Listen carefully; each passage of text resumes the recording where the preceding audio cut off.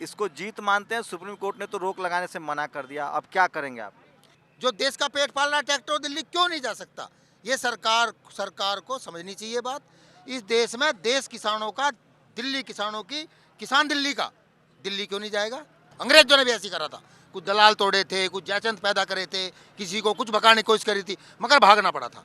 सरकार ने ना इस देश का भट्टा बैठा दिया, भट्टा। एयरपोर्ट बेचता रहा, रेल बेचता रहा, तेल बेचता रहा। यहाँ रात को तेल का भाव डिसाइड होता है 12 बजे कि कल क्या रेट बिकेगा। फिर सरकार का क्या काम है कि जो टीवी बोल रहा है सच होगा।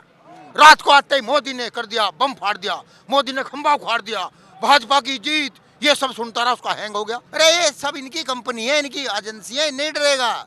जो खेत में मारे जाने को तैयार है वो इनकी नोटिसों से क्यों डरेगा? भाई किसान पे क्या है? ये सब नहीं चलेगा। इनका नया फॉर्मूला, पहले खालिस्तानी, फिर पाकिस्तानी, फिर चीन से फंड, फिर जो है टुकड़े टुकड़े गैंग, कभी कुछ चलावे हैं, कभी कुछ चलावे हैं, बागड़ बिल्ले। अरे टीवी वाला सुन लो, भौंकना करो बंद।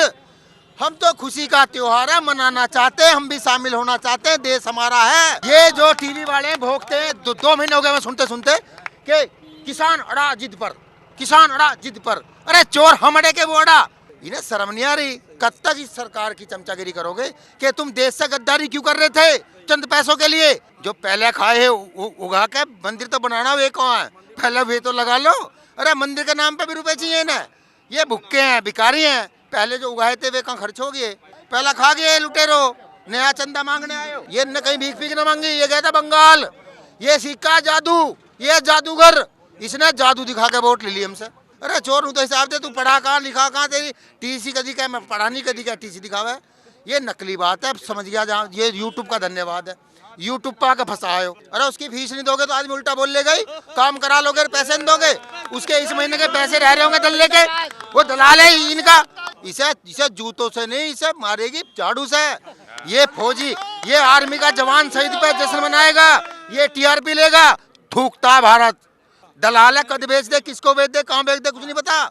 ये कुत्ता स्वामी की चैट है, गोला स्वामी की। अर्नब की बात चल रही थी, अर्नब तो दलालों का दलाल निकला। अरे मोदी अमित दलाल हैं उसके, अंबानी और अंडानी के, और ये इनका दलाल निकला। तू निकला दलालों का दलाल।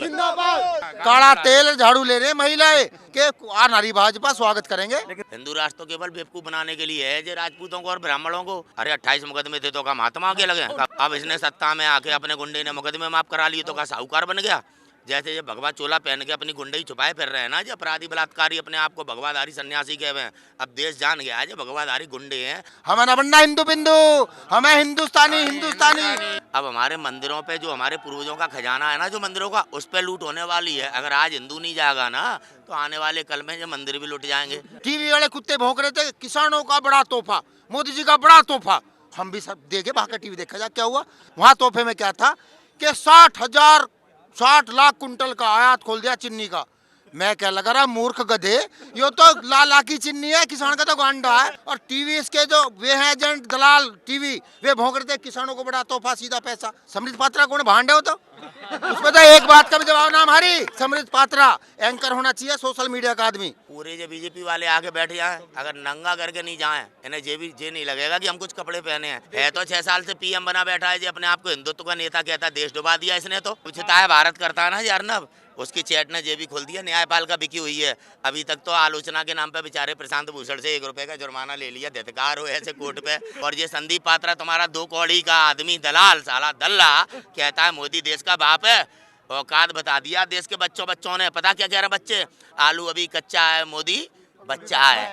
बाहर कहते आइयो भाइयों बहनों, कष्ट बताइए, ये मोदी सरकार चोर। अरे ये वो इतने नीच है ना, हमारे छोटे छोटे बच्चों को परेशान करने लगे। ये अपने आप को 56 इंच की छाती वाला कहता है।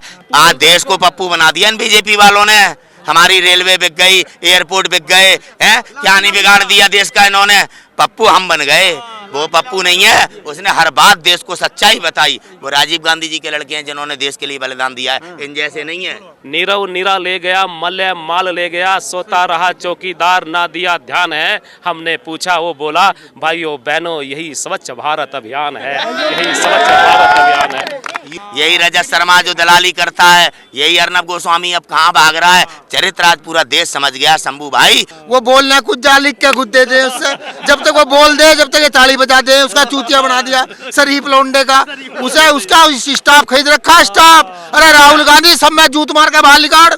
और देसी पढ़े लिखे ला तो जो असली लिखा है देश देश हित में, उस बेचारे को पता ही ना होता हिंदी में लिख के आ रहा, उसे पढ़ना हो, उसे घर जाकर समझ में आवे। जब टीवी चिल्लाता रहे राहुल गांधी यो कर गया, ये मोदी ने खरीद रखा है सब, ये इसका स्टाफ खरीद रखा है। और इतना सम्मान दिया महात्मा टिकैत जी को कि जो राजनाथ सिंह और जो कृषि मंत्री जैसे हैं ना, जे दल्ले ये पैर छुआ करते थे महात्मा टिकैत जी के, जिनकी जो सेना है।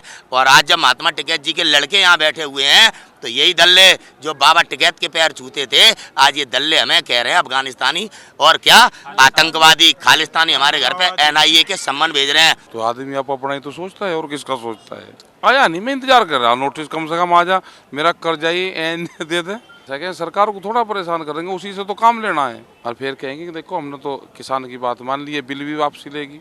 यहाँ जो आदमी भी आ रहा अपनी प्रॉपर्टी, घर, परिवार, हमें तो कोई पैसा नहीं मिल रहा है आने के लिए। देखो हालात ये है, अगर किसी के 50 बीघे जमीन भी है, वो बच्चों की पढ़ानी तो छोड़ दो, वो एक स्कूटर का और गाड़ी का खर्चा पूरा नहीं कर सकता।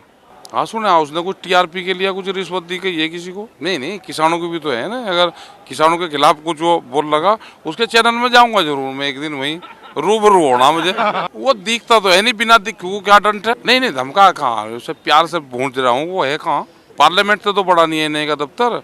2002 में पार्लियामेंट पर ताले लगाए हमने। जहाँ किसान जाना चाहता है वहाँ ना फोर्स रोक सकती, तो कुछ नहीं रोक सकता। प्रधानमंत्री को कहाँ यहाँ पर जरूरत है? यहाँ तो 1-2 मंत्री को छोड़ दो, उसी से काम चला लगे। एक पॉलिसी बननी थी, उसका बताएंगे, क्योंकि नहीं तो मंत्री को ये मार देंगे, उसको विभाग खा जाएंगे। तो हमने बताया भाई ये चीज़ होगी, उसने कहा कि नहीं ऐसे नहीं, मगर भी आप मिनिस्टर हो उसके, ये पॉलिसी बन गई। कहले नहीं हो ही नहीं सकती। तो मैं कहा भाई फ़ोन कर, तो उसने फ़ोन करा, उसने कहा जी बताओ मुझे भी नहीं पता।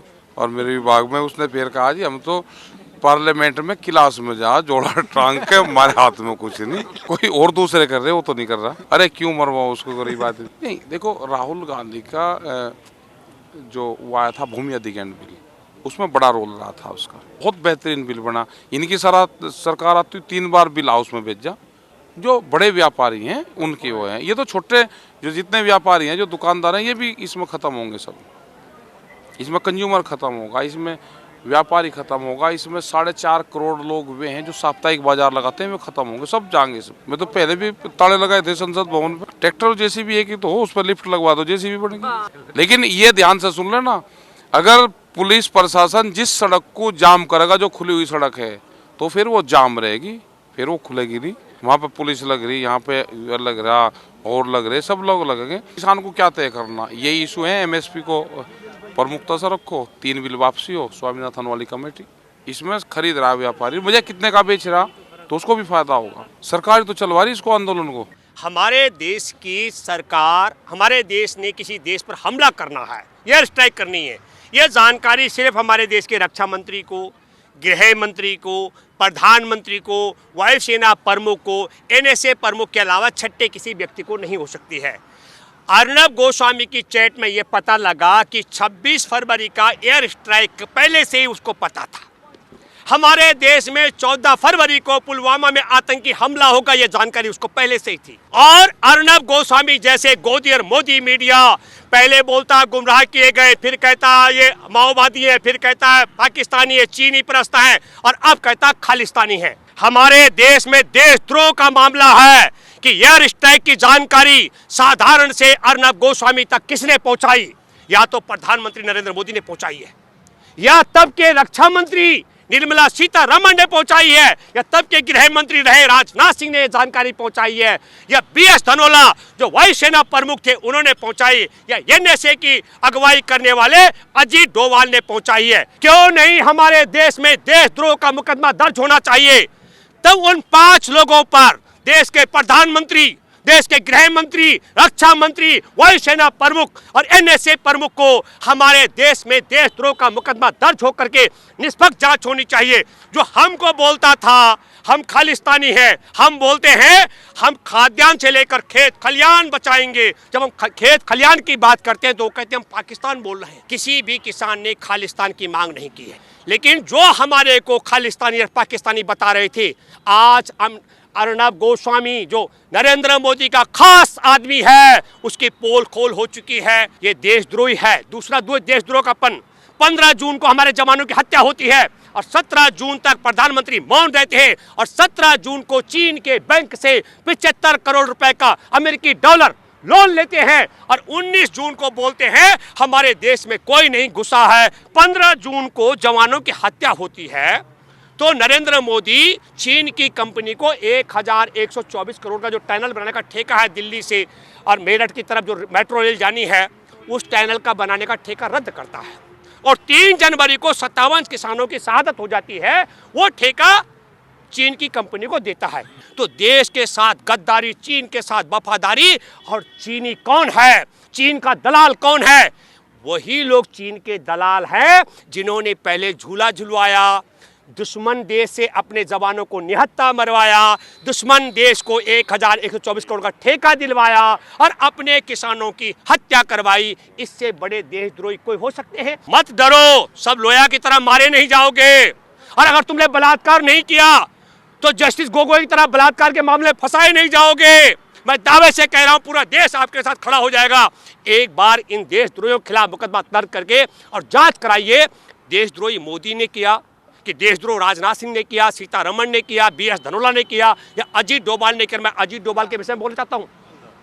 अजीत डोभाल का बेटा सैयद अली अब्बास है पाकिस्तानी, उसके साथ मिलकर धंधा करता है। और आपको बताना चाहता हूं, आपको याद दिलाता हूं, हमारे देश का प्रधानमंत्री दिसंबर 2016 में 25 तारीख को चुपके से पाकिस्तान गया था और 2 जनवरी 2000 को नेक्स्ट हमारे देश पर पठानकोट में एयरबेस पर हमला हुआ था। और तीसरी बात, 3700 जवानों को उस सड़क पर एक साथ चलाया जहां से गुजरना खतरनाक था। और चौथी बात, पहली बार प्रधानमंत्री बनने से लेकर आज तक एक ही दिन का वनवास हुआ मोदी को बिना मोबाइल के। वो 14 फरवरी को जिस समय हमारे 40 जवानों के टुकड़े इधर उधर बिखर गए थे, उस समय मोदी नौकायन कर रहे थे और फिल्म की शूटिंग करा रहे थे। ये चारों क्रोनोलॉजी को आपको समझना पड़ेगा। एक दूसरी बात, 17 दिसंबर को सुप्रीम कोर्ट ने कहा कि बल प्रयोग नहीं होगा और 3 जनवरी को शाहजहांपुर में 200 से ज्यादा आंसू गैस के गोले हमारे किसानों पर दागे गए। क्यों? तोता बना चुका है ईडी को, एनआईए को, सीबीआई को, आईबी को और हमारे देश की सेना को भी। और मैं दुख और अफसोस के साथ कहता हूं, सुप्रीम कोर्ट को तोता बना चुका है। तो जिन लोगों को कोरोना से कोई डर नहीं है वो टीका लगाएंगे ताकि मोदी और मोदी की कंपनी का धंधा चलता रहे। हमारे देश में जहां भूख से मरते हैं लोग, इंजेक्शन से क्या ताकत आ जाएगी क्या? और सबको अनाज दो यार खाने के लिए। जो हमारी रिपोर्टिंग कर रहे हैं ईमानदारी के साथ, आपके जैसे आपका भी नंबर आने वाला है, उन सबको नोटिस आए हैं। लंगर व्यवस्था गुरु नानक जी ने शुरू की थी। लंगर की बात अगर करते हो मोदी, तो हमारे विश्व में 700 करोड़ की आबादी को, मेरे लिए फक्र की बात है, हमारे देश से निकले सिख संगत ने पूरे विश्व में लंगर चलाए, किसी को भूखा नहीं सोने दिया। और लंगर की व्यवस्था कोई नई नहीं है। जंतर मंतर पर जब हमारा धरना प्रदर्शन चलता है, हजारों की संख्या में हम बंगला साहिब से लेकर के रकाबगंज गुरुद्वारे में जाकर कार सेवा भी करते हैं। हमारे देश के अंदर 1400 करोड़ रुपए का चंदा इकट्ठा हुआ था। उसकी अगुवाई करने वाले चिन्मयानंद जी थे। चिन्मयानंद जी की भारत में 100 से ज्यादा नग्न सीडी घूम रही है। उनका एक कॉलेज है, कॉलेज पढ़ने वाले लड़कियों से नग्न होकर के मालिश कराते हैं और ये चंदे से नग्न होकर लड़कियों से मालिश करवाएंगे। इस आदमी ने 40 साल भीख मांगी, चीनी को झूला झुलाया, हमारे जवानों को। देखिए क्रोनोलॉजी, बिहार का चुनाव था, बिहार रेजिमेंट के जवानों को निहत्था मरवाया और जिसने अरुणाचल पे कब्जा करवा दिया और धारा 370 हटाकर, मैं बताता हूं आपको, ट्विटर ने लद्दाख को चीन का हिस्सा दिखाया और डोनाल्ड ट्रंप के बेटे ने 3 नवंबर को हमारे जम्मू और कश्मीर को पाकिस्तान का हिस्सा दिखाया और ये उसको जिताने के लिए करते हवन करेंगे, हवन करेंगे, हवन करेंगे। किसको? अपने जीजा को जिताने के लिए। ये 370 भारत के लिए नहीं, भारत का। और आखिरी बात, जो गुलाम कश्मीर है उसमें पहली बार चुनाव हुआ और पाकिस्तान ने वहां सरकार बना दी। ये भी देश के साथ गद्दारी है। मैं दावे के साथ मैं कह सकता हूं, ईमानदारी के साथ जांच हो। मोदी कट्टर हिंदू है, पंडित हम हैं, जीने भी जाते हैं, खाते हैं, मरने के बाद भी खाते हैं। चुनाव प्रचार में अबानी और अंबानी ने पूरा समर्थन किया, पूरा मोदी की ब्रांडिंग की, मोदी का नाम बनाया गया। ये मोदी सरकार की ब्रांडिंग की गई और मौजूदा स्थिति जो है पतंजलि आयुर्वेद 50,000 करोड़ की कंपनी है। कार्यपालिका, न्यायपालिका, विधायिका और पत्रकारिता तो सबसे ज्यादा है मौजूदा। हमारे देश का सत्यानाश लगा दिया। हमारे देश का जो धन था, जो लेडीजों पे छुपा हुआ था, वो भी निकलवा दिया। मोदी जी के लिए अडानी है, अंबानी है, उन्होंने तो सपना देखा था। मोदी जी ने एक सपना देखा था। वो सपना देखा था मैं एक प्रधानमंत्री बनूं, ठीक है। उन्हें तो प्रधानमंत्री बनने का सपना था और उन्होंने तमाम पैसा जो है, मतलब जो पैसा लगाया अडानी अंबानी ने, उन्हें फॉलो करने के लिए।